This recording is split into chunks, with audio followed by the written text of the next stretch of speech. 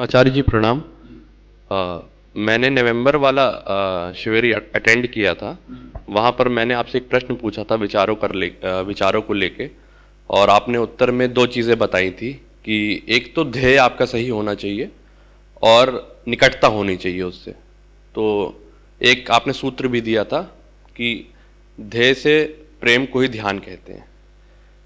तो इस पे आचार्य जी काफ़ी काम किया और काफ़ी मतलब लाभ भी इससे मिला। लेकिन एक चीज़ अभी हाल ही में अभी मैं वॉलंटियर के रूप में जुड़ा हुआ हूँ इस शिविर में। तो यहाँ पर आके मुझे एक चीज़ लगा कि जो ऊर्जा मैं यहाँ लगा पा रहा हूँ, जितना मेरा यूज़ यहाँ पर मतलब मैं अपने आप का फुल पोटेंशियल का यूज़ यहाँ कर पा रहा हूँ, वो यूज़ मैं आम जो अपना काम काज करता हूँ वहाँ पर अपना जो है नहीं कर पाता हूँ, फुल पोटेंशियल का यूज़ नहीं कर पाता हूँ।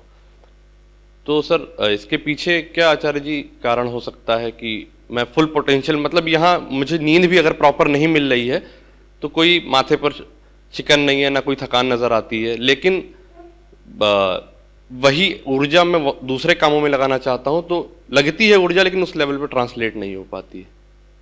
देखो, ऊर्जा हम सबके पास बहुत सारी होती है, लेकिन हमें वो उपलब्ध उतनी ही होती है जितनी उसकी ज़रूरत होती है। समझ रहे हो? घरों में 4 बर्नर वाले चूल्हे होते हैं ना आजकल, होते हैं कि नहीं? तो चारों होते हैं उपलब्ध, और आपको करना कुल इतना है कि थोड़ा सा पानी उबालना है। थोड़ा सा ठंड बहुत है तो आपको लग रहा है कि पीने से पहले पानी थोड़ा सा गर्म कर लें, तो कितने बर्नर जला देते हो? तो ऐसे ही समझ लो जैसे भीतर 4 इंजन हो, लेकिन उनमें से फायर उतने ही करेंगे जितनों की ज़रूरत होती है। जितना बड़ा काम उठाओगे ना, भीतर ऊर्जा उतनी ही खुलेगी। जब काम बड़ा उठाया ही नहीं जीवन में, तो छोटी मोटी कम ऊर्जा भी रहती है तो चल जाता है। उसमें नुकसान नहीं है कि छोटे काम के लिए कम ऊर्जा से काम चल गया। नुकसान ये होता है कि लगातार छोटे ही काम करते जाओ और लगातार कम ऊर्जा से ही काम चलाते जाओ, तो एक बिंदु के बाद खुद को ही ऐसा लगने लगता है जैसे हमारे पास तो बस इतनी ही ऊर्जा है। हमें भरोसा आ जाता है कि हम इससे बड़ा कुछ कर ही नहीं सकते, क्योंकि इससे ज़्यादा हमारे पास ऊर्जा है ही नहीं। इतना ही नहीं, फिर कोई अगर बड़ा काम हमारे सामने आ भी जाता है तो हम उसे मना कर देते हैं ये कह के कि इतनी तो हमारी सामर्थ्य ही नहीं है।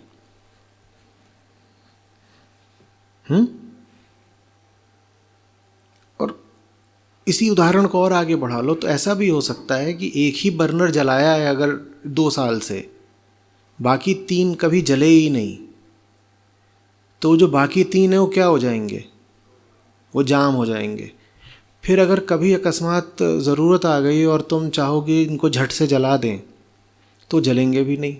और जब जलेंगे नहीं तो हमें भरोसा और पक्का हो जाएगा कि मेरे पास तो एक ही बर्नर है और मैं ज़िंदगी में छोटा ही काम कर सकता हूँ। इसलिए अपने आप को चुनौतियाँ देना ज़रूरी होता है। अपने आप को चुनौतियाँ दोगे तो ही भीतर ऊर्जा के जो बंद डब्बे पड़े हुए हैं वो खुलेंगे। जैसे भीतर कई कमरे हों और उनके दरवाजे बंद हैं, और उन कमरों के भीतर क्या है? बहुत सारी ऊर्जा है और बहुत सारी संभावना है, पर वो दरवाजे खुलते इसी शर्त पर हैं कि पहले दिखाओ कि क्या वाकई ज़रूरत है। ज़रूरत होती है तो दरवाजे खुलते हैं। मैं जो ये बार बार बोलता रहता हूँ कि जीवन में ऊंचा और बड़ा लक्ष्य उठाओ, वो इसलिए नहीं बोलता हूँ कि बाहर कोई बहुत ज़रूरी और बड़ा काम है और उसको करना आवश्यक है तो करके दिखाओ, नहीं तो काम अधूरा रह जाएगा।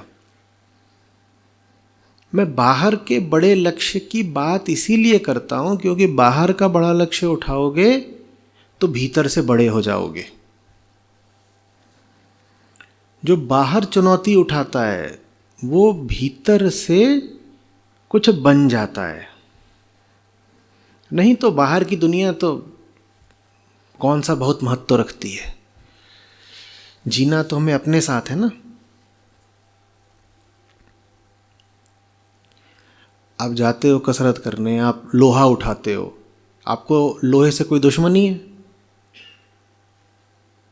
आप कुछ लोहे के साथ नया निर्माण कर देते हो? आप लोहे को 50 बार उठाते हो, 50 बार नीचे रखते हो, यही तो करते हो कसरत के नाम पे। उठाया रखा तो लोहा बदल गया उससे? जिम में कोई नव निर्माण हो जाता है? अभी तुमने कसरत करी है, लोहे का आकार बदल जाता है, लोहा सोना हो जाता है, कुछ भी हो जाता है। लोहे के साथ तो कुछ भी नहीं किया, पर लोहे के साथ जो किया उससे अपने साथ बहुत कुछ कर लिया। लोहा नहीं बदला, आप बदल गए। लोहा बदलता है? लोहा नहीं बदला, लेकिन लोहे के साथ जो कुश्ती करी उसने आपको बदल दिया। तो ये तर्क मत देना अपने आप को कि अभी ढूंढ रहे हैं कौन सा काम करना है, ये है वो है, या कि फलाना काम कर लिया तो मुझे क्या हासिल होगा, या ये काम तो जो बाहर वाला है उससे मैं बहुत उलझ भी लूँ तो भी बहुत आगे जा नहीं सकती क्योंकि बहुत बड़ा काम है। काम की बात नहीं है, आपकी बात है। और वेदांत में मूल प्रश्न क्या होता है? मैं कौन हूँ, मेरी समस्याओं का अंत कैसे होगा।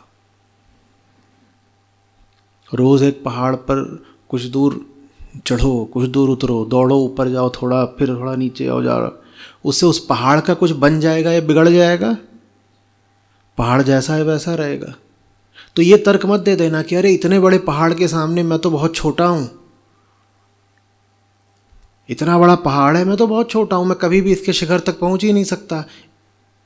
बात पहाड़ के शिखर पर पहुँचने की है ही नहीं। इसीलिए मैं बार बार कहता हूँ कि काम वो उठाओ जो ज़िंदगी भर पूरा ना हो। अनंत होना चाहिए काम। बात ये नहीं है कि पहाड़ के शिखर पर पहुंच गए और काम पूरा कर लिया। बात ये है कि शिखर तक पहुंचने की चेष्टा में तुम क्या बन गए, तुम क्या बन गए। अंग्रेजी की कविता है कि थाका, उस पर बोला भी है मैंने अंग्रेजी में ही, बड़ी सुंदर कविता है।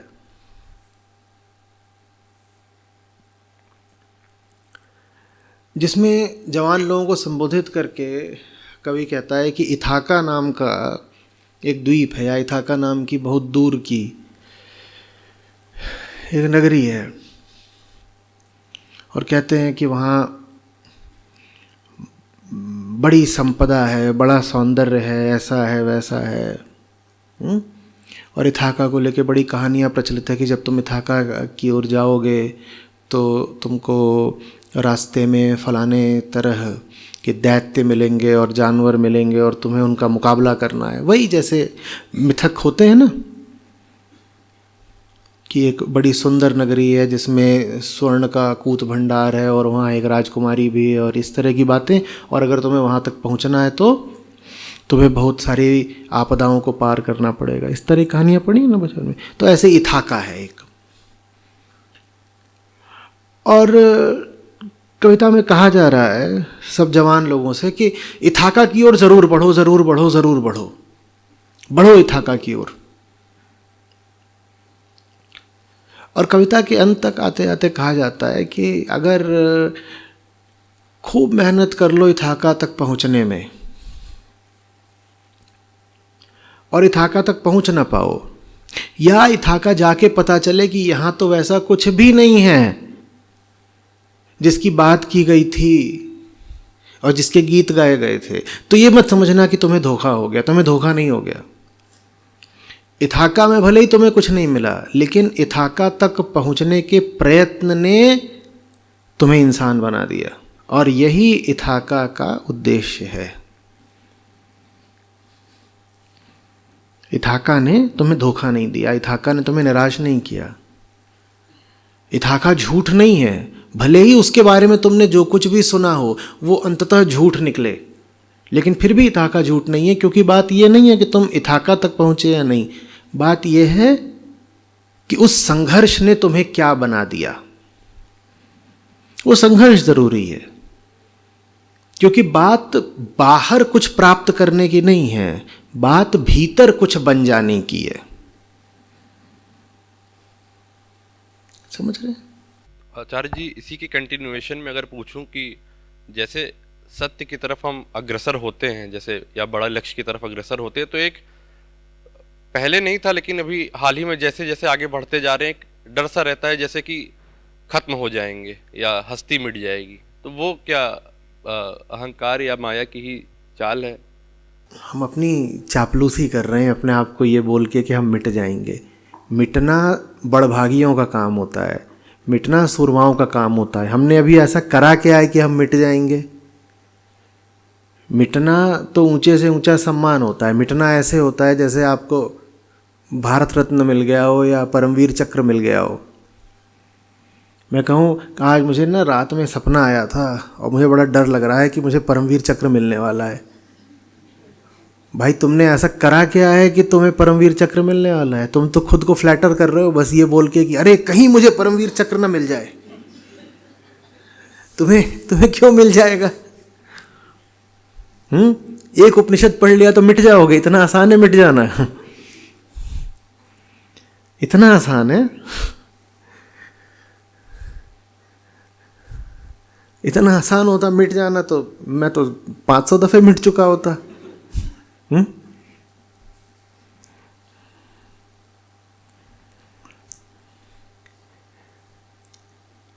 हम ऐसे कह रहे हैं जैसे मुक्ति बिल्कुल प्यासी बैठी है हमारे लिए। हम मुक्ति के प्यासे हो ना हो, मुक्ति हमारे लिए प्यासी है। कुछ डायन टाइप है और वो डंडा लेके हमारा पीछा कर रही है और कभी भी हमें पकड़ सकती है। अरे कहीं मुक्ति ना मिल जाए, सतर्क रहना, कहीं मुक्ति आके तुम्हें मिटा ना दे। ऐसे नहीं मिल जाती। जब पूरी जिंदगी भी दे देते हो तो भी नहीं मिलती। आपको क्यों लग रहा है आप मिट जाओगे? मिटने के लिए अथक प्रयत्न कर ले व्यक्ति तो भी नहीं मिटता। आप मिट कैसे जाओगे? हंसी खेल है कि मिट जाओगे? पर यह अहंकार की चाल है, अपने आप को बताने के लिए कि मैं तो कुछ हूं, मैं तो कुछ हूं।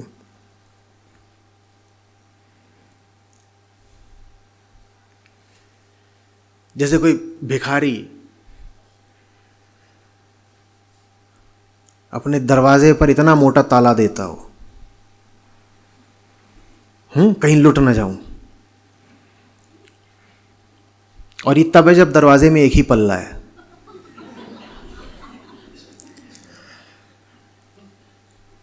और खिड़कियां नदारद है, पर उसको भयानक डर लगता है, पसीने पसीने हो जाता है, टांगें कांपने लगती हैं, मनोचिकित्सक के चक्कर लगाता है भीख मांग के। मुझे बहुत डर है कहीं कोई आकर के मेरी सारी संपदा लूट न ले। तुम्हारे पास है क्या? अभी क्या है?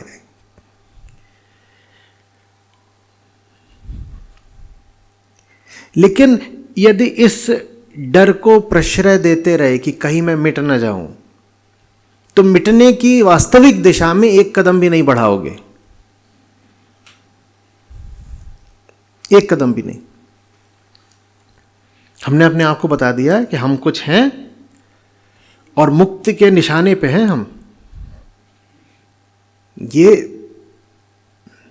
स्वयं को बहुत सम्मान दे देने वाली बात है ना। मैं इतनी बड़ी चीज हूं कि मुक्ति की रेड लिस्ट में मेरा नाम आ गया है। हिट लिस्ट में मैं तीसरे नंबर पर हूं, ऊपर से तीसरा स्थान है मेरा, और जल्दी ही वो मुझे मिटाने के लिए आ जाएगी। हम कहीं नहीं हैं, हमारा नंबर कहीं नहीं लगता। We don't count. ये बात हमें नहीं समझ में आती। कोई नहीं आतुर है आपको मिटाने के लिए। संसार बना है आपको बनाए रखने के लिए। मैंने कहा मिटना बड़भागियों का काम है, बड़ा भारी सौभाग्य चाहिए, बड़ी ऊर्जा चाहिए, बहुत श्रम चाहिए, और ये सब कर लो तो उसके बाद भी अज्ञात की बड़ी अनुकंपा चाहिए, तब जाकर के मिटने का काम थोड़ा बहुत होता है।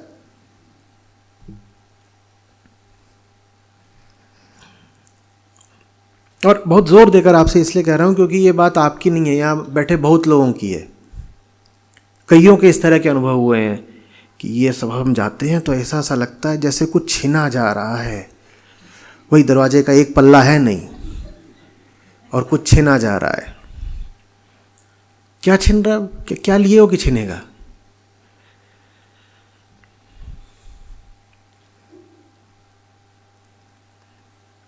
मार्क्स ने दुनिया भर के किसानों मजदूरों को संबोधित करके कहा था, you have nothing to lose but your chains.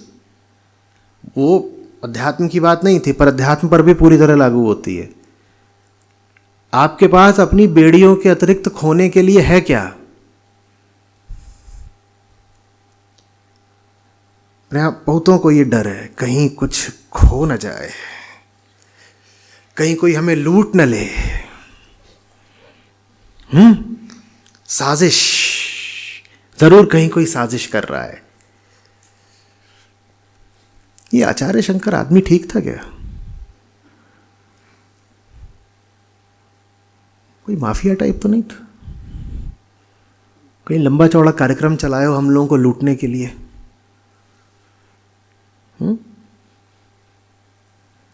विवेक चूड़ामणि, दया, जरा पता लगाओ मामला क्या है। जरूर कोई खुफिया राज है। मैं हूं बादशाह आदमी, और ये जो पूरी किताब लिखी गई है वो मुझे ही लूटने के लिए लिखी गई है।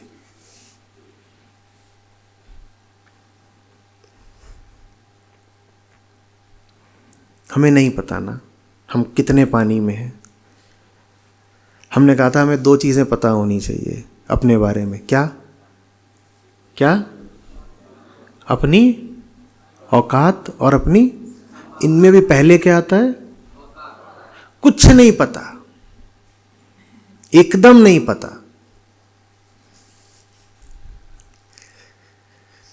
ऋषि लोग हम पर अनुग्रह करते हैं कि हमें कुछ बताते हैं, तो हमें लगता है कि षड्यंत्र किया जा रहा है, हमें भ्रमित किया जा रहा है। ये मिसलीड तो नहीं कर रहे हमको, बरगला तो नहीं रहे कहीं? मुझे लग रहा है हमारी जायदाद पे नजर है इनकी।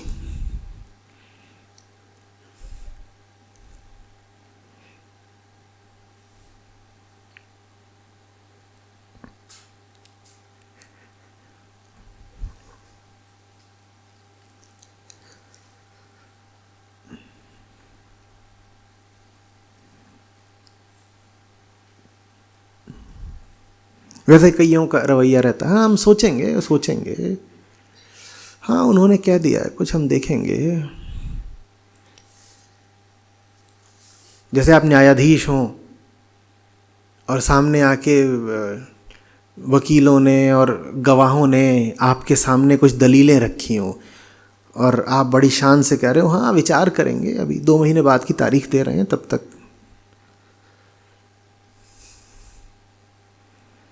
जैसे कि वो अपने स्वार्थ के लिए आपसे ये बोलते हो और आप कह रहे हो ठीक है रख दो, हम देखेंगे कि हमें तुम्हें राहत देनी है या नहीं, हम देखेंगे कि तुम्हें जमानत देनी है या नहीं, हम कुछ हैं। ये उपहार है, ये भेंट है, ये कृपा के फूल हैं। हम किस ताव में खड़े हैं?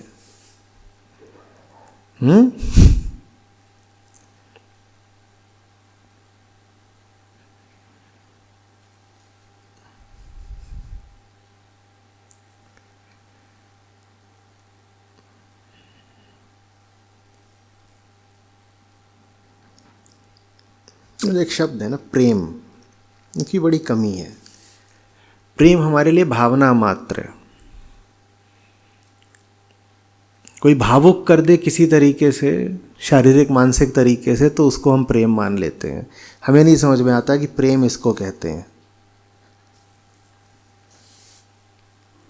ये जब सामने आता है तो हमारा चेहरा पत्थर की तरह रहता है, बिल्कुल कठोर, संवेदना शून्य। इतना सा भी हमें आभास नहीं होता कि कोई क्यों इतनी मेहनत करेगा तुम्हारे लिए, न तुम्हें जानता न पहचानता, तुमसे शताब्दियों दूर का कोई।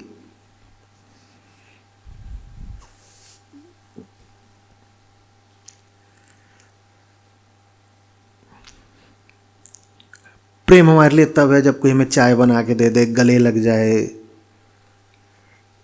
हमारे साथ बैठ करके यूं ही गॉसिप करे। ये सब हमारे लिए ये अच्छी चीज़ें हैं, बढ़िया है। ये हमें नहीं दिखाई देता कि प्रेम है।